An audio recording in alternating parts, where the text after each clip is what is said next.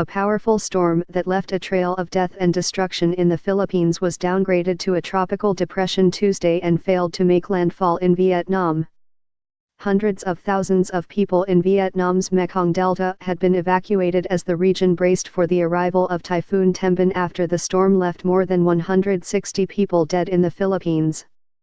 Weather forecasters had expected the delta's southern tip to be in Tembin's path, and said heavy rain and strong winds starting Monday night could cause serious damage in the vulnerable region, where facilities are not built to cope with such severe weather. By Tuesday morning, the storm was downgraded to a tropical depression and forecasters said it would not make landfall in Vietnam. The storm was expected to dissipate over the Gulf of Thailand later Tuesday. Sign up today for a free 30-day free trial of unlimited digital access. Over the weekend, Tembin unleashed landslides and flash floods that killed at least 164 people and left 171 others missing in the Philippines, according to Romina Marasigan of the government's main disaster response agency. Initial reports from officials in different provinces placed the overall death toll at more than 230, but Marasigan warned of double counting amid the confusion in the storm's aftermath and said the numbers needed to be verified.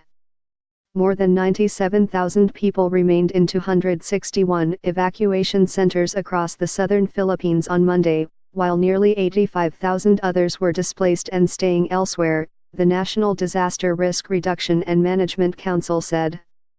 The hardest-hit areas were Lanao del Norte and Lanao del Sur provinces and the Zamboanga Peninsula.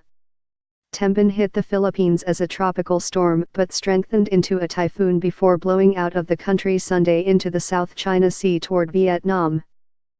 Philippine officials had warned villagers in accident-prone areas to evacuate early as Tembin approached and the government was trying to find out what caused the widespread storm deaths, Marasigan said.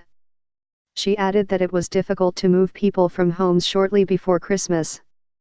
We don't want to be dragging people out of their homes days before Christmas, but it's best to convince them to quietly understand the importance of why they are being evacuated, Marasigan said at a news conference in Manila.